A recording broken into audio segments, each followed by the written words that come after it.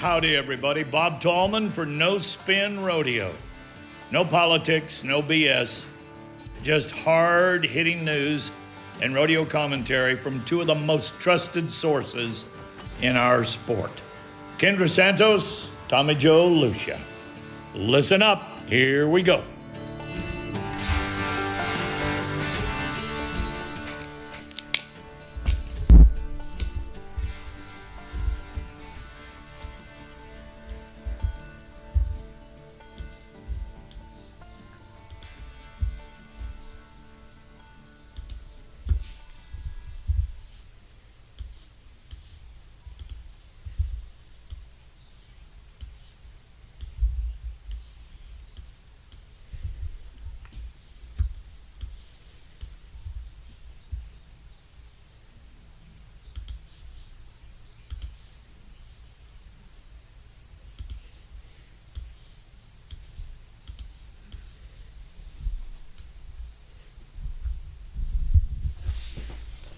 Well, hello everybody. Welcome to episode, 100 and something. We're past 100 anyway.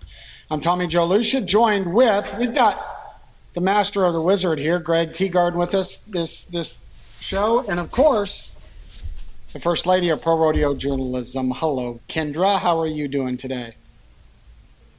I'm rolling. Thank you. How are you? I'm good. I just left my grandson's t-ball practice a little bit early. He yelled, "Where are you going?" And I said, "Going to do this no spin thing." And it's been a good day. Greg, we haven't heard from you. How you doing? Yeah, I'm doing pretty good. Pretty good. Just keeping along, doing a lot of work, keeping up with you guys in the behind the scenes. So doing good.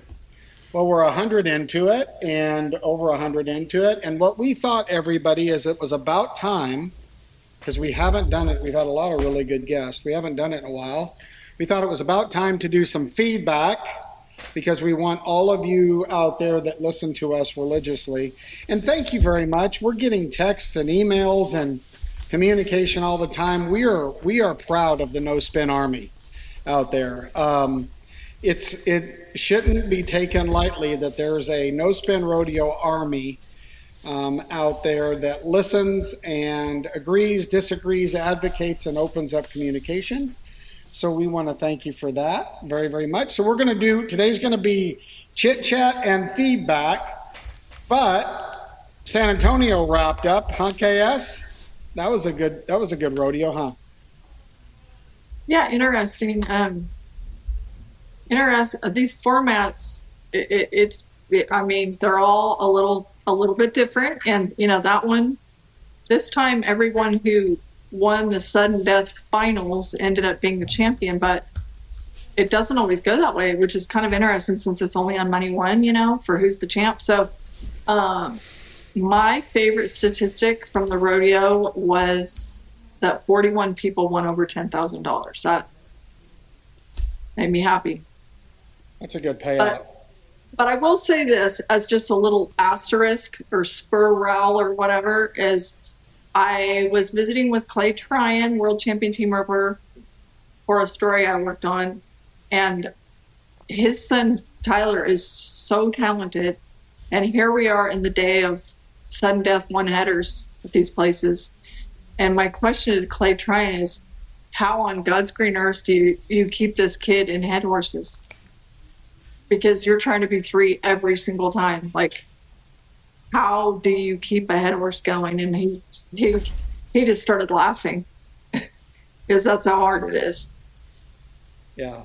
Well, this sudden death it's an interesting format. And we had discussions, of course, we talked about the Cheyenne Frontier Days and rodeos changing over a little bit and getting more to this tournament style sudden death play.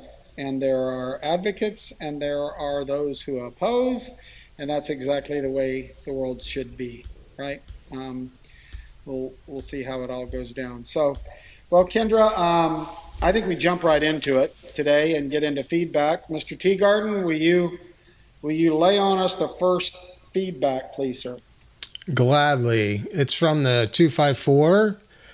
They ask, please explain why everyone is so excited about Lisa Lockhart winning more than $4 million when Cassie Mowry won more than 8 million running barrels.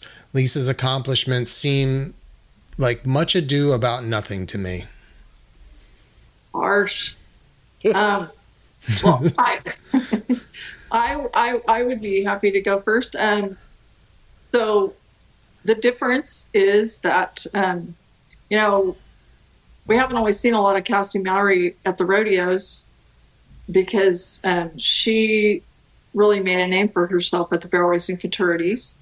And so Lisa, who's qualified for 19 straight NFRs and won 3 of them, is the first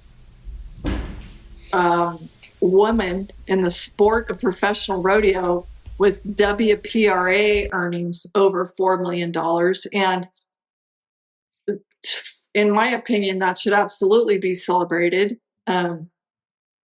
because, well, that's really hard to do. And qualifying on 19 straight NFRs, I mean, obviously it wasn't all on just one horse, you know, like they used to try to say about Charmaine, what a joke. But Lisa is a horsewoman, and there you have to be a road warrior to go to 19 straight NFRs also. But to win $4 million, hey, let's all hope that, as you know, people like Trevor Brazil and Ty Murray always say, let's hope that money records get broken every year. But it's a major feat to be, you know, Stetson Wright got to 4 million today or earlier this year, right? And that was a big deal. You know, he's not up to Trevor, but he's second only to Trevor Brazil. And so $4 million, congratulations to Lisa in my book. Well, there's 2 games here that get played. There's the futurity barrel horse game. There's different dollar signs attached to that. There's also a lot of jockeys that aren't on their own horses, in fairness. One thing that I've always respected about Lisa is she's kind and she's respectful at the events to the committees. She represents our sport. And I'm not saying that Cassie doesn't. That's not what I'm saying, everybody. So don't send me feedback on that. I'm just saying Lisa embodies kind of this cowgirl way. She's sweet, kind, tough, and a horse trainer. And when you see her getting on different horses and winning, that puts a smile on your face. Now, to put this in perspective, while there's lots of monies to be won at these futurities and the Ruby Buckle and all of that, that averages $210,000 of winnings a year if you divide that out. That's a lot of money when if you look 10 years ago at how you placed to get into the NFR. So she deserves that. Congratulations for doing that under the banner of the WPRA and doing it in rodeo. And congratulations to Cassie. I'm glad that she's. Yes. Yeah. And I'm going to put another note on Lisa. She's won the American 3 times, and I don't know which ones didn't count, or does they ever count for the women? I'm not even sure, but if she won the American 3 times, she won a pile of money on that may or may not be included in this WPRA. I guarantee you some of it isn't. Yeah. So yeah. She won the first one in 14, and she won in 15, and she won in 2023. So anyway. Okay. I think the 19 consecutive NFR is pretty impressive. What's the record on that for consecutive qualifications? Do you know? No. You would have to ask the statistician over there. It's not going to be me that knows the answer to that. That's a lot. 20 years of going there and winning is a lot. All right, what's our next one? All right, the next one comes from the 702. The 406. I saw something Kendra wrote for the Team Roping Journal recently that quoted Trevor Brazil praising the rodeo in Salinas for being old school, assuming that it has to do with all the tournaments in rodeo now that are drawing contests and ruining timed event horses, and the stepdaddy Cheyenne ditching slack. Can you please explain on all that so we can thank the all-night rodeos and save what tradition is left. Oh, sorry, thank all the right rodeos and save what tradition is left. Well, so yeah, I did write something about Salinas, and I do praise, and I think all team ropers in the universe, which is more than all the other events put together, maybe. The fact that Salinas is the only 5-hitter we have, the fact that they've kept the longest scoreline in the sport, which is 35 feet, the fact that they've kept the old school tradition of both guys coming from the left side of the steer, all these things. If we want to hold on to some of these things, we do need to praise the people who are doing that. I'm not saying blow darts at everybody who's not, but Trevor specifically in my conversation was saying, Salinas and Pendleton, I'm paraphrasing, but he said something about their future is not at the expense of their history. And so he showed a lot of appreciation. And for a different story that just went to the printer today for the April issue of the Team Roping Journal, I talked to a variety of guys about some things, and Corey Petska added to the list on top of Salinas and Pendleton. He said San Angelo needs to be included in that too, in my book, because they're doing a lot to hold on to traditions. So I think there's always a tightrope to walk, right? Between progress and tradition, and what are the cool things to hold on to? But the team roping at Salinas, and of course, always equal money. They're adding more money this year. I just don't think that things like that should be taken for granted in this day and age, or ever, really. Well, and I'm not so sure that they're taken for granted, Kendra. What these rodeos are doing by embracing tradition is differentiating their product from everybody else's. And I think that's a good thing, right? That, you're going to go watch this because you're a fan of that. And that's not a bad thing. I think that's a good thing. And I think variety in the sport is not a bad thing either. But point taken that it costs a lot more money. It's a lot harder. There's a lot to it. These rodeos that are doing it the way they used to, and God willing, and the creek don't rise, these rodeos that can and will continue to do it, and they should be praised for it. It costs a lot. It's hard to do. Not everybody has the parking. Oh, we've heard that. So there you go. All right. Mm-hmm. Okay, from the 702, they just released this year's NFR logo, and Teton Ridge has been replaced with Tractor Supply as the presenting sponsor. What's up with that? Well, Kendra, I've got some inside knowledge on that. You want me to go first? Go for it. So I reached out to the PRCA, the big man in properties, Paul Woody, and I asked him for any insights on this, and I think it's very interesting. It takes a little more explanation. So when Teton Ridge broke into the sport, they may have had their eye on the Cowboy Channel, but it wasn't being discussed. And Teton Ridge very specifically wanted to be a prevalent, dominant factor in rodeo and Western lifestyle as a whole, in the horse business. Now, granted, they've reeled that back some, but they still are aspiring to do that. And so this is really financial, because Teton Ridge bought the presenting rights to the NFR. That's the biggest tag that you can buy with I would say, you may disagree, Kendra, but I think it probably has the most amount of credit and exposure of anything to be the presenter of the NFR.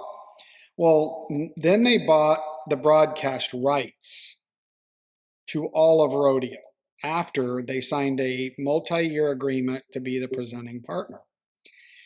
And so I'll give you an example if I'm starting to confuse anybody. Fox owns broadcast rights to the NFL football. They're not the presenter of that game because they don't have to, because they control what the broadcast does. So the Cowboy Channel in Teton Ridge, because they're able to broadcast it and sell it and market the broadcast product anyway they're right, they got Teton Ridge all over it, right? So it's really kind of double. You don't have to have your name as the presenter of the NFR when you're controlling the broadcast and can put Teton Ridge in all of that. So now I'll give credit, and Paul Woody gave credit to the fact that Teton Ridge continued to maintain their until the end of their agreement as that presenting sponsor, and much respect for that, because they actually they got all of the play they need to by owning the broadcast and being able to put their brand and their prominence on the broadcast however they want, because they own the rights to that. So Tractor Supply is coming in. It's not because if you think Teton Ridge is selling all their horses and getting out, it doesn't sound like from the people that I've to that that's the case here. They're not reeling back in. They did sell all their horses. But I'm saying this specific move to not be the presenter was the end of their contract, and that they didn't reel that money back in because they probably could have earlier, but they already have that exposure as the broadcast partner. They don't need to double dip, right? So that would be the reason. They lived out their contract, though. I think they had a 3-year deal. They lived out their contract, and they probably did not opt to renew because they're getting all the exposure they want, because they spend a lot of money. They pay the PRC a lot of money for the broadcast rights of the NFR and all the rodeos. I would love to know how much Wrangler pays to be the title sponsor of the Wrangler National Finals Rodeo, and how much Tractor Supply pays to be the presenting sponsor. I would just love to know that. Well, I know that presenting sponsor is every bit of high 6 digits. And I have no idea what Wrangler spends. But if you look at it, Wrangler spends I think their media spend, their big spend is on the NFR, because you see Cinch spending a lot of money on more silos, and Wrangler owns the Super Bowl. I know there's those of you out there that don't like me to call it the Super Bowl, but they own it, and I think they intend to own it because they're the original brand, and I bet they spend a pretty fortune to get that. Well, they don't own the NFR. They own the naming, the title name, right? I mean, they don't own it. I mean, they own it from a brand perspective. No, they don't own the NFR. I agree. But from a branding perspective, they own it, right? And do you think that those monies go into the general fund at the PRCA? Yes. I do, and they dole all that out according to the board of directors' approval. Remember, there's a board of directors that approves the budget and everything, and they dole all that money out. Now we could argue or debate whether or not that money's put in the right spots and paid to the right people, but we'll never ever end that argument, right? The prize money's going up. Look at the totals to get to the NFR. There's way more money going into it than there's ever been. There's more money that they can win than there's ever been.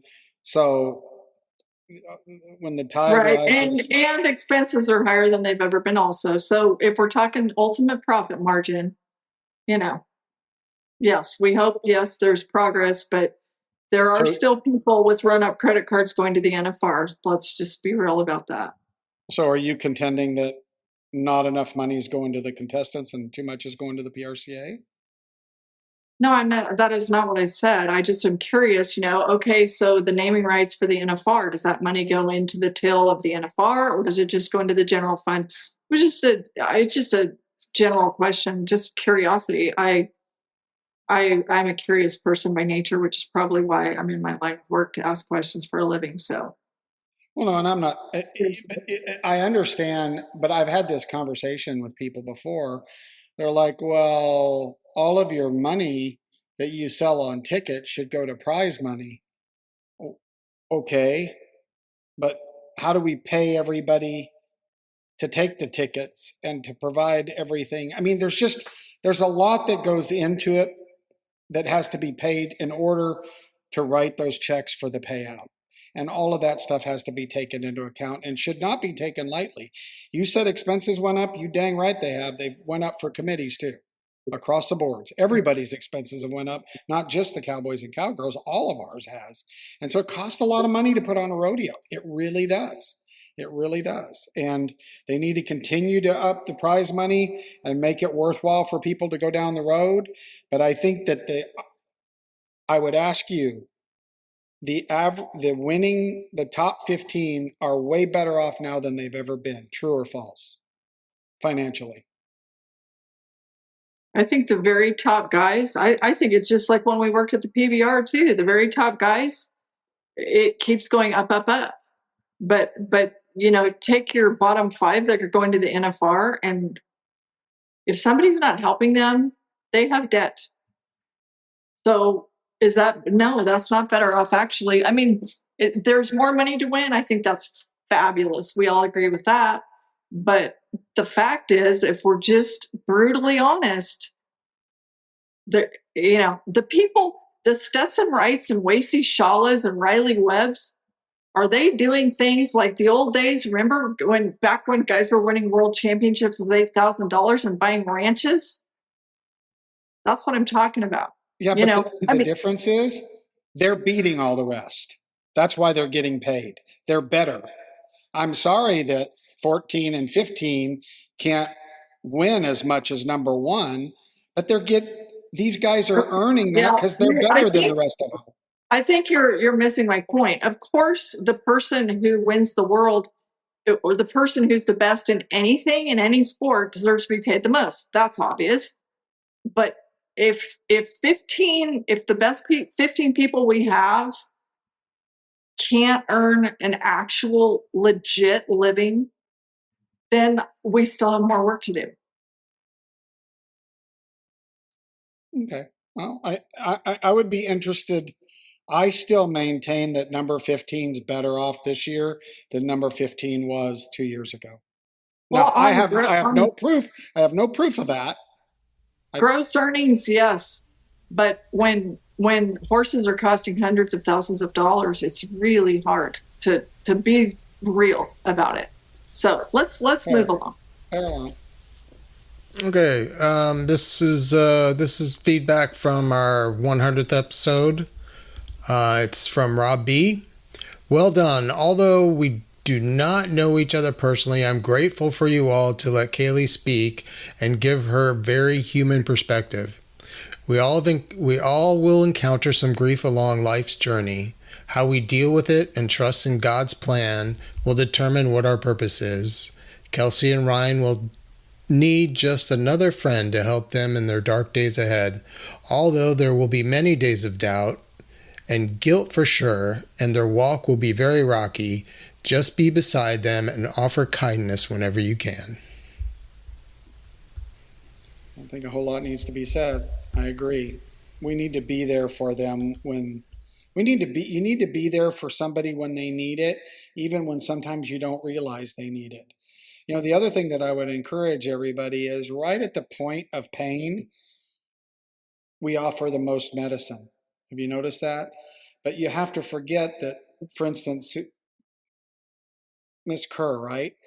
This far down the path, we can't forget those people that are still. We need to remember them past the moment and be there for them if you're friends with them, because I think you take for granted that time doesn't heal everything. So, well stated, though. Kendra, anything on your end on that?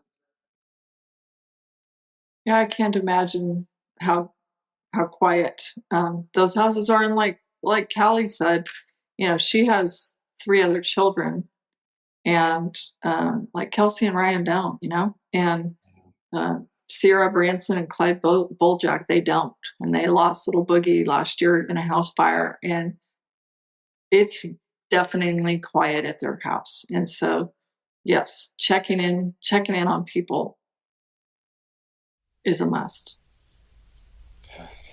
Keep At least we can, Yeah, I agree. It's tough.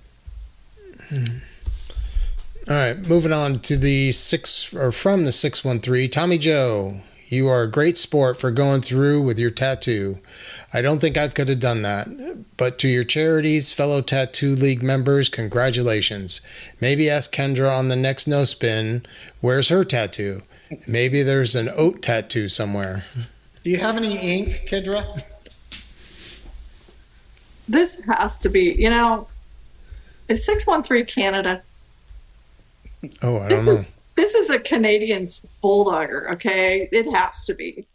No, I don't have any ink.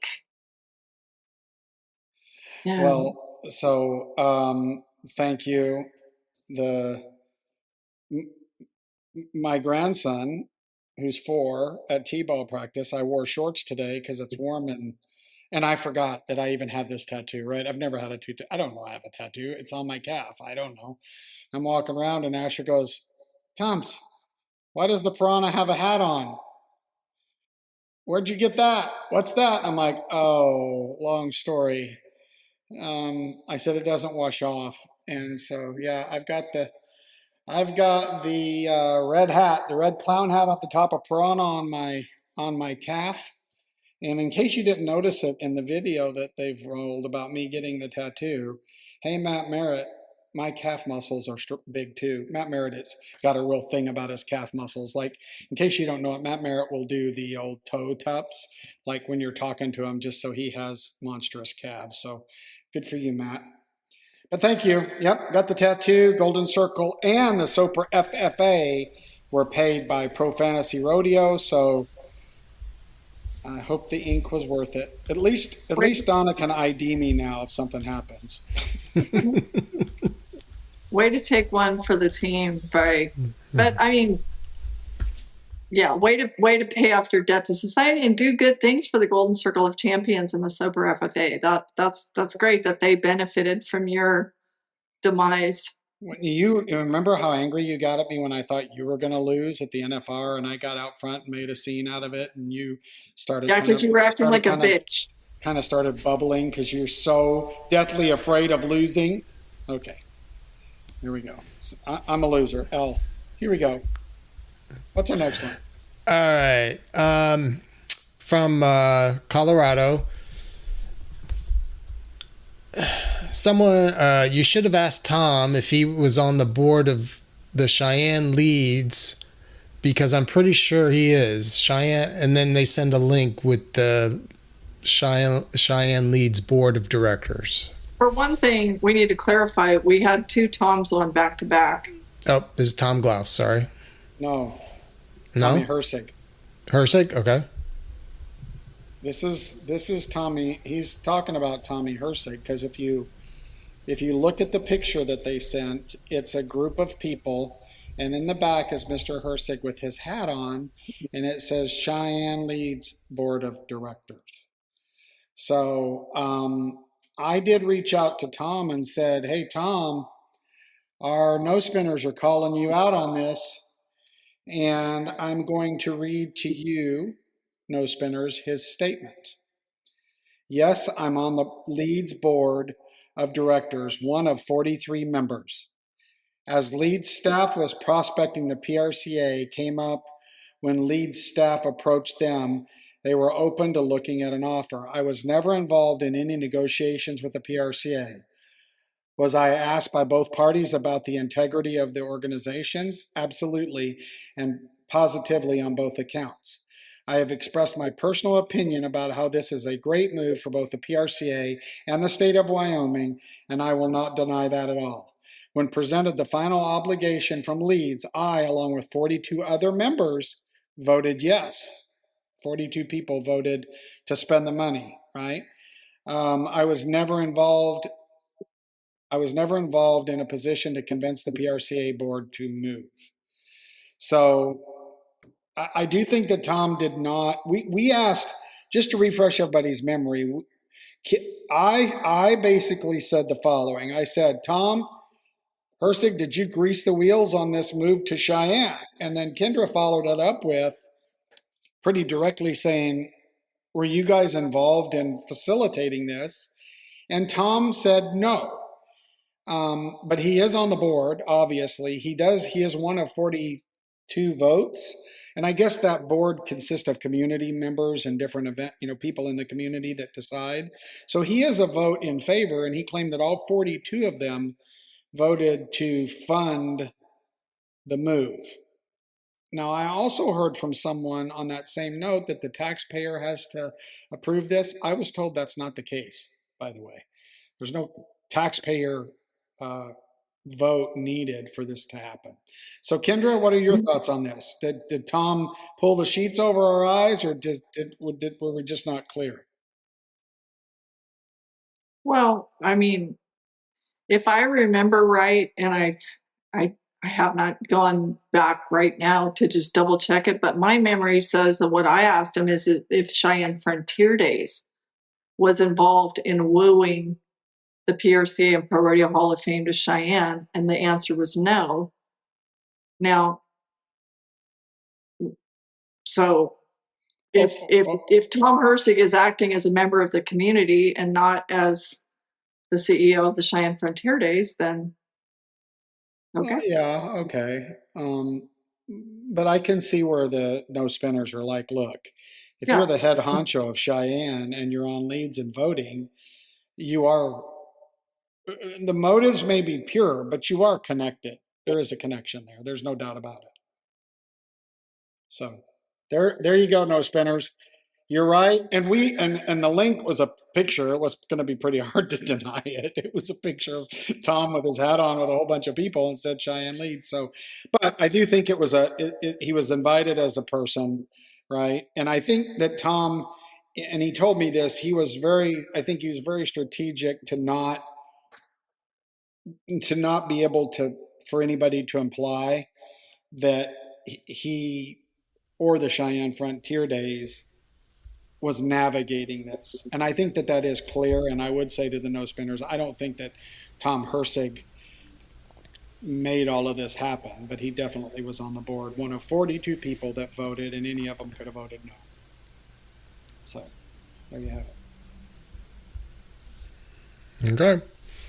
This next one comes from Templeton, California. Love your podcast, but this one was really bad. Good job on Tom, but it seems like you're kind of scared to press him on the bad call. Why do they have an 8-second rule to review a bad call? PBR will review as many times and however long it takes to make it right. So clearly they're talking about Tom Blouse. Mm-hmm. Okay. And so they're talking about when we got around to talking about judging with him. I'll speak for myself. I was pretty shocked. That's the first I'd heard it, is when he told us that the review official or officials only had 8 seconds to overturn a call. That was news to me. I had never heard that before. So seems like you're kind of scared to press him on the bad call. Well, I don't know about that. Home of the Templeton Eagles, with all due respect, I have no idea why there's an 8-second rule to review a bad call. Presumably it has to do with the tight production and getting people having that so tightly. I don't know if you have a better guess than that, Tommy Joe. That'd be my first one, that they're not going to hold up the rodeo for virtually anything. And the part about the PBR, since we've both worked for long periods of time for the PBR also, the one thing I will say about the PBR is that it is one event. And I think everyone, it's universal, it's unanimous that the PBR does a good job with their review and replay, I think.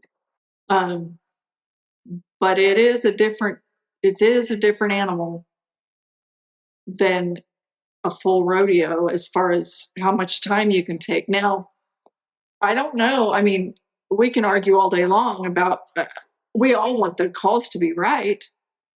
But now if we think they're going to stop the NFR for a minute or two, I, having been in all those production calls for decades or meetings, I can't fathom anything stopping, short of an injury, stopping the NFR production for very long. Well, Templeton, California, couple points that I'll bring up. Love your podcast, but this one was really bad. And I infer that it's because we didn't press harder on. So I want to go ahead and get this out here, and then I'll comment to this. Here's what Kendra and I agree is our job.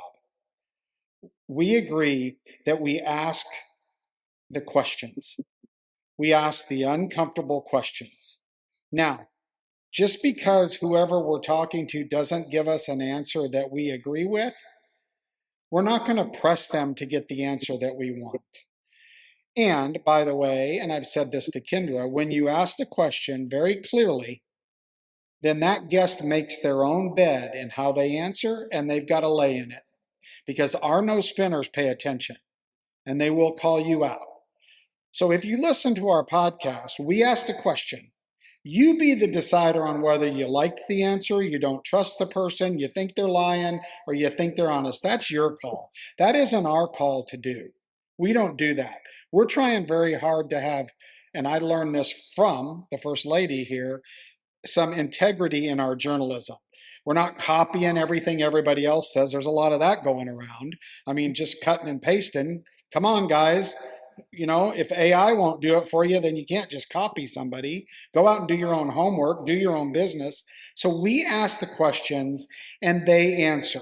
Now, specifically in this one, if you re-listen to that podcast, I made comment, and I think Kendra might, that 8 seconds? Really?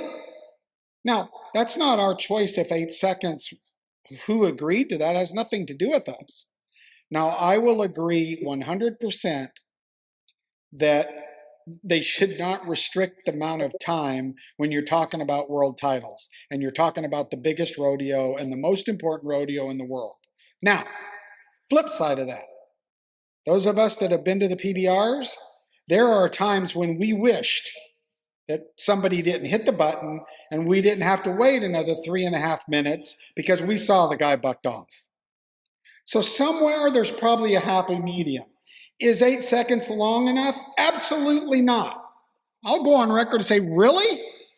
I mean, what? Was there a horn in the replay room? Is there a timer timing them? Just like when they nodded? As soon as the replay judge looks at the screen, he broke the plane. We start the clock.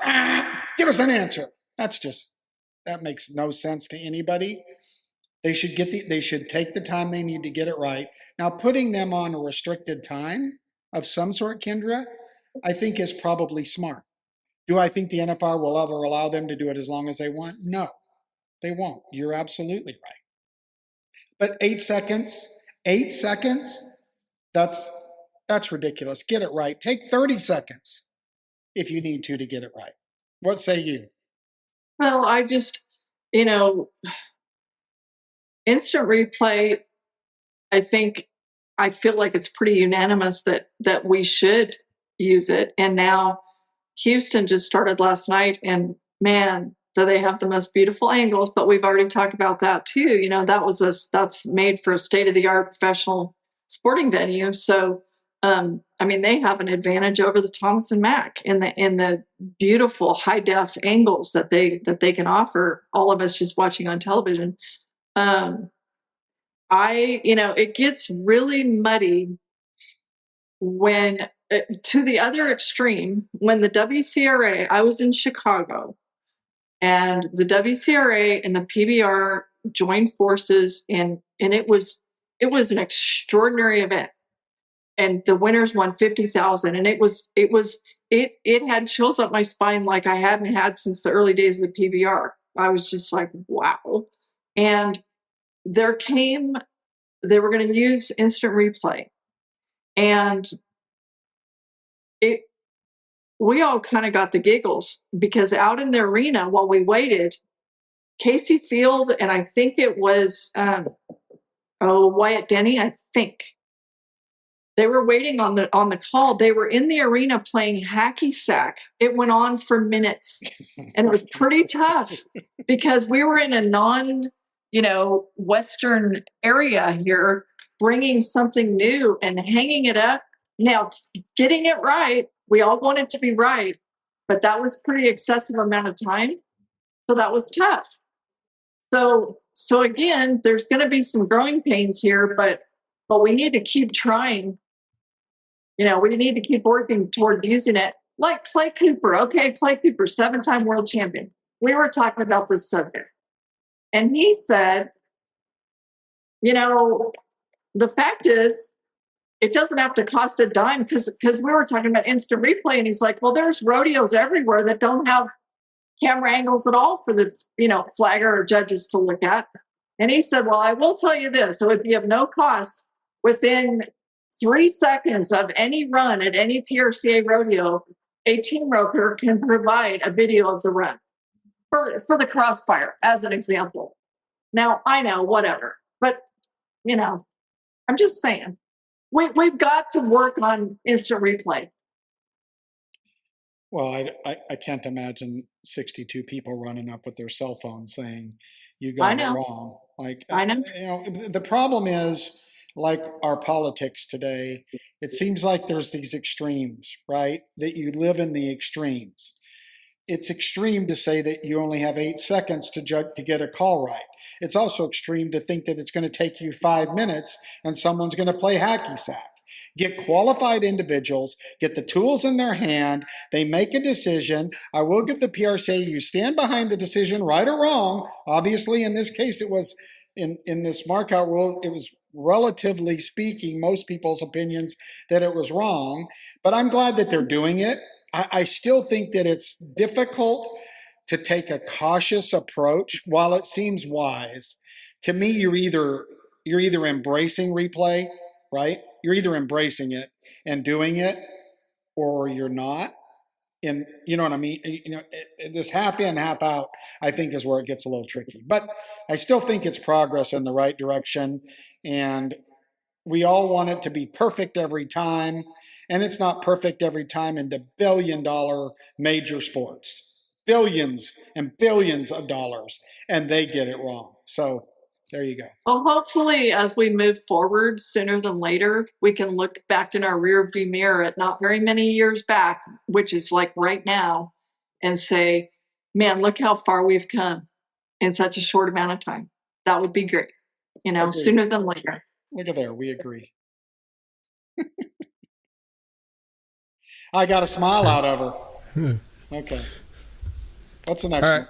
The next one is from... Let's see. Let's go to Bozeman, Montana. At the NFR, can they still double jump in steer wrestling? No. So. What is double jump, by the way? Double jump is if you miss your steer, you can run and get back on your bull-legging horse, and your hazer helps you line him out down the wall or come back up the wall or whatever.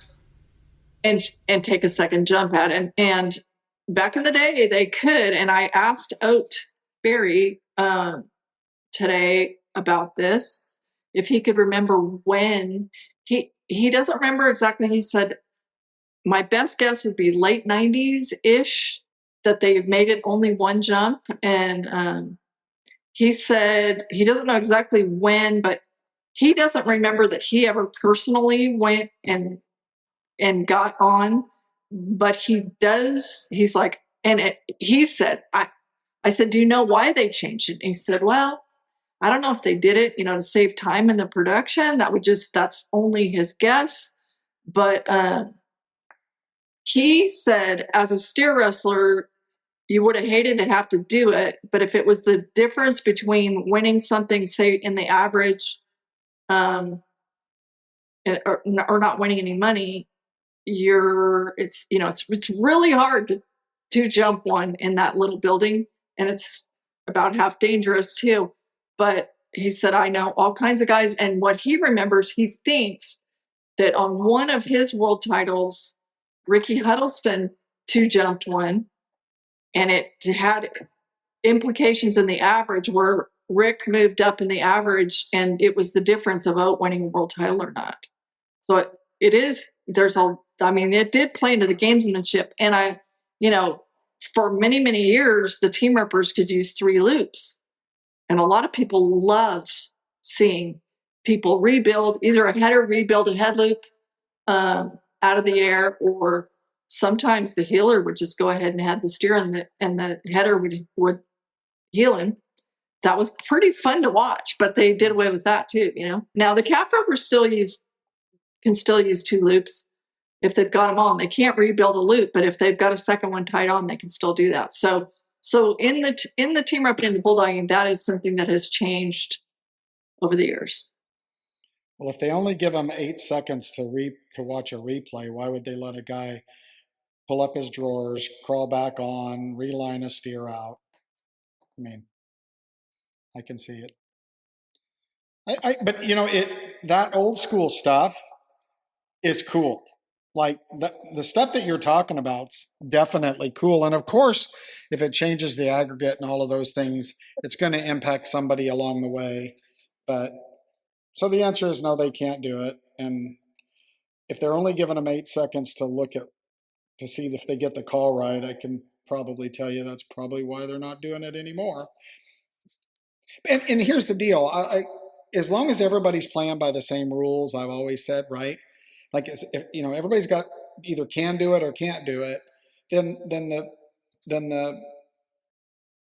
the field's level. Does that make sense? You know, everybody knows. I would like to, like, I will, just because I'm whatever, a dork, but I would, if I can come up with a time, I need to call Brett Tanazi and say, when did that change and why? Because I guarantee you, he was the longtime director. He was amazing.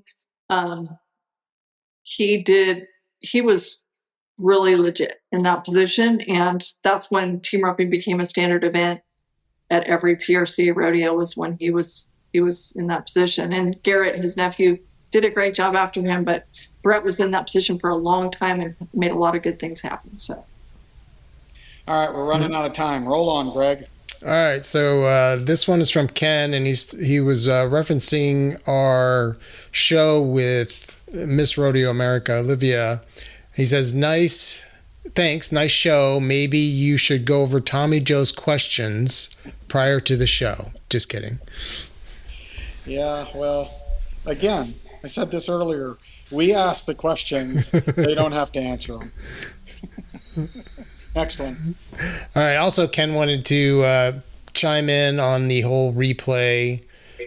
He says, in the NFL, they stopped the game for the replay. Heaven forbid that Vegas will stop the NFR for an extra 3 minutes to get a call right. Oh, thanks for asking him about the judges. His response was kind of weak. Have freaking Tom call the PBR and ask them how to run the replay. Okay, but I'm telling you, that whole reviewing it can get out of hand. Kendra put a good example out. It needs to be right, but there's a happy medium in there. Everything that, just because of the PBR doesn't mean everything they do is right. Okay. All right. Okay. The next one is from Trisha. She says the PRCA could have made the announcement directly after performance to make the situation right. I'm assuming she's referring to the Stetson Wright at the NFR. I'm not sure, Kendra. Do you? I don't know what she means by they could have made the announcement. I mean, I guess I'm assuming that she's meaning that they could have, changed the call after the perf. It's kind of an interesting thing, because what forever, it was always like, well, say, calls had to be right before the next person, they had to be correct before the next person went, but then sometimes, like there are math errors on the judges sheets or whatever. I've been a part of that. They're fixed later, So now I guess this person's point is, they could have righted the wrong after the perf, and hey, I don't know if that, with the ground rules as they are, I don't know if that would be allowable without making some changes to the actual ground rules. Well, I don't like it that judges can huddle up after a discipline and change their scores. I think that's wrong. I think you watch the ride, you score it. It should be written in ink, and you shouldn't be able to change it when Billy from the other side said you're a moron. That's just my opinion. Okay, moving on. Heath wanted to comment about, he says he's buddies with the governor of Wyoming, conflict of interest. And he was referring to our discussion with Tom Glaus. So I don't know if that's true or not, but I don't have any data on that. I mean, Tom admittedly said he's got roots in Wyoming. Tom Glaus. He definitely has roots in Wyoming. But what does that change the metrics of the deal? And let me remind you, the board of directors decides. Tom Glaus does not. That's a good point. He said on that podcast he does not have a vote. Now, surely in his position, he surely goes through all of the information and renders recommendations, I would assume, in his position. Well, it depends on how aggressive the board is. I've never been in a board meeting, so I don't know. They don't allow public in the board meetings like they do a school board meeting, which might not be a bad idea. Open it up for public so they can hear what's going on. That really kind of trues up your comments. But it also depends on how aggressively the board questions, right? Their recommendation. His job is to do a recommendation. Their job is to decide. I don't know, Kendra, maybe you have some inside knowledge how in detail they really question these things, or do they just rubber stamp it? I don't know the answer to that. I'm assuming on something of this magnitude that a lot of people are getting very heavily involved. I would make that assumption, and I would hope so, because it's a big decision. Agreed. Greg was referring to our Daddy of Them All episode with the news about Cheyenne. Being a Cheyenne local and a 16-year volunteer, I'm really going to miss the slack. It feels like we're slowly losing some of the tradition that make the CFD what it is. No more cattle drive, and now the park is closed to locals who used to walk it every day, along with the thousands of visitors who love to sightsee and take photos around that incredible arena. That sounds kind of sad. I mean, I have no idea why there's no more cattle drive or why the park is closed. Unless it's because of construction liability, I don't have any guess at why that would be. Well, it's just normal. Change is not for everybody, and sometimes it's needed. So I don't know. I'm with everybody. The traditions and the stuff that the organic chemistry. I'm less worried about the ground rules of rodeo than I am how the current cowboy acts and represents the cowboy hat he wears. Do we still have the moral integrity? Do we still open the door for a lady when she walks in? Do we still say yes or no, ma'am? Do we still respect the fact that it takes a lot to do what we do, or do we think it should just be given to us? These are things that the old cowboys, when I was growing up, that's what they were. They were the real deal all along. And I just hope our new crop of cowboys references their lineage, the old cowboys, like the Oats, like a lot of those that fought hard, straight shooting, honest word, didn't run their mouth, appreciated the fact that they were in this sport. So, there. All right, to wrap it up, it kind of goes along the same line here. The Noah Spinner goes, I guess I'm in a world where e-sport is legitimate and the NFL All-Star game is flag football and the NBA stars don't play half the games. All I have to settle for is an arcade-style rodeo at Cheyenne. I will really miss the old-style long game, long scores, long horns, and long go-arounds, averages, short drives, and times are fine. In receiving this disappointing news, you explained it well and got the right guy to deliver it. Thanks for the podcast. I love arcade-style rodeo. I really do. That's a very, very interesting way to put it. But when we talk about these things, Kendra, do you realize that if you build a website, Greg, you can answer this. How long does someone have to get an answer when they push a button before they give up? Isn't it like we've cultivated immediate responses? Do you remember the time, Kendra, when someone called you and it was okay to not call them back till you got to a phone? Oh, I agree with you 100%. I've like everybody I'm with now has to answer the phone immediately when it rings or respond to a text immediately. Like in the middle of an intersection. For about a nickel, I would disable the messenger on my social media because I have always been, including when I worked like in the PRC office and stuff, I always felt very strongly that everyone deserved a call back and everyone deserves an answer. And I still feel that way, but I can hardly keep up with the volume of questions that are asked of me every single day. And I don't want to be a jerk and not answer people, but something's got to give and there's just not enough time. And I just feel like, there are staffs of people whose job it is to field these questions. And I would just really appreciate more of those questions going to the staffs of people. So, well, and everybody deserves an answer. Much respect to you, because in fairness, you have the art of prose. You document stuff with the pen, and that's going away, and it's too bad.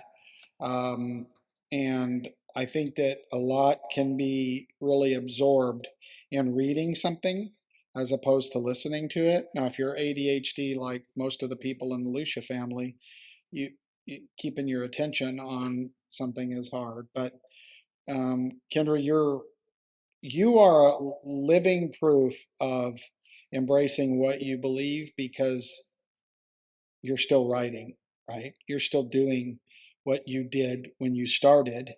And I think there's much respect from the no spinners, at least from my point. I couldn't write a paragraph without messing it up. So there you go.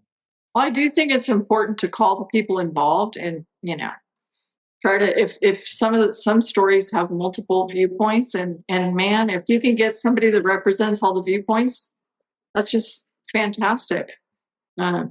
Is that possible? Is it possible anymore to find anybody that actually listens to both sides of the story in politics, in rodeo? Or does everybody just have an opinion and that means everybody else is wrong? What do you think? I feel like when I speak one-on-one with people, I think people are great.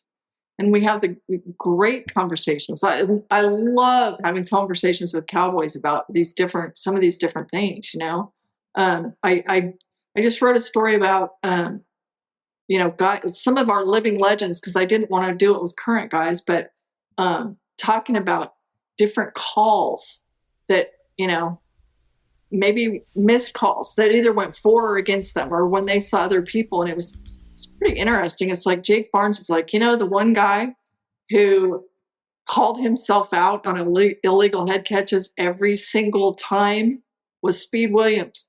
So I call Speed and I'm like, is this true? Is that because, I wasn't at every single rodeo. And he starts telling me like his rookie year when he was a healer, the winningest header of all time with 8 world titles, when he was a healer at Reno Rodeo, his header had an illegal head catch. And he went up and told the flagger and he said, I got circled by the old school guys like I was a dirty redheaded stepchild and cussed and for turning it in, And there were, and I talked to Rich Skelton. I'm like, it used to sometimes make Rich Skelton mad when Speed would turn in his own illegal head catches. But Speed's like, if I'm going to live as an honest person, I don't want the money. Corey Pesca said he turned himself in. I think he said it was at Hermiston one time. And the flagger said, well, that's not how I saw it. The way I saw it, when you came tight, you had 2 feet, and then that steer pulled a leg after I dropped my flag. So no, I'm not going to change it. And Corey's like, I felt guilty as hell. I was like arguing with him to make me win no money. but I just couldn't stand, that there's one thing about most cowboys, they're not really wanting something that they didn't earn, right? And so it's just it's very interesting conversation, but I had it with like 8 or 10 guys, and it was so fascinating to me, Well, but that's an older set of guys. Goes back to my point. I've heard multiple cowboys say, yeah, I did that, but the calls go each way. They gave me one back, right? And that becomes the justification for not being true to yourself. And I get it. I'm not being critical. I guess I get it. They take enough away from me that if I get a few back, it all averages out. But all that goes back to being better at what we do. Our programs have to be better. Our rodeos have to be better. Our judging has to be better. Our replay has to be better. And it's not going to happen overnight. But if we're making the steps in the right direction, and I think that's the right thing. Like Kendra, you say this so eloquently most of the time. We all want the same thing. We all approach it differently. You and I approach everything a little bit differently. But the truth is, rodeo is our life, has been our life, our entire life. And for so many of our listeners, it's their entire life. And we all just want it to be better all the time. And, it's a slow process, right? Well, I'll give this parting shot, and then we can be done. Is Corey Petska, who is a world champion team roper, and he's married to Sherry Servey, world champion barrel racer. In all of this conversation, he said, I always advocate for the judges, because he said, what's not right? What's not right is for people who work at McDonald's to make more than the people who decide who wins the money. And he said, for the fact that our judges and our timers are the worst paid people in the PRCA, everybody should be ashamed of that. I agree. I couldn't agree more. And remember, Tom, we hear this from these guys all the time. Oh, we're working on it to make it better. You want to make it better? Pay these guys what it's worth. Weed through them. Make it worthwhile to be a great judge. Make it worthwhile, right? Make it worth it to be the very best judge in the world. It's interesting. So many coaches out there in sports. I think this is interesting. Some of the greatest coaches weren't that good of players, right? And I've seen some judges that I thought were the really good judges, especially back in the world's toughest day when we would, find judges. There's some of these guys that we got that were just really good. Like nobody, you didn't hear anything because they nailed it. Well, go out there and find the people that can nail it and pay them. I mean, I agree with you, Kendra. I agree with everybody. Everybody agrees with that. We'll see if anybody does anything about it. All right, we've got places to be, birthdays to do. We got all kinds of stuff to do. Happy birthday. You're going to a birthday party, right? My daughter, Jane, and Charlie and I, Charlie's too, we baked a cake this morning from scratch. What kind of cake? It's chocolate, and she took a couple little nips off the top of it just to make sure it's really, really, really good. So she thinks it is. We enjoy the party. Greg, thanks for joining us again. Come back soon. We know you're on the road a lot. We appreciate it. I'll try to make more of appearances. All right. Thank you, No Spinners, for listening to us. We hope you enjoyed this feedback. Keep sending them. We read them. We will respond. Guaranteed. If we don't press enough, sorry, we'll ask the questions. We let them answer. If they lie, cheat, steal, avert, whatever, that's their problem. You figure that out. All right. Until we meet again, Tommy Joe Lucia, Kendra Santos, Greg Teagarden, this is No Spin Rodeo.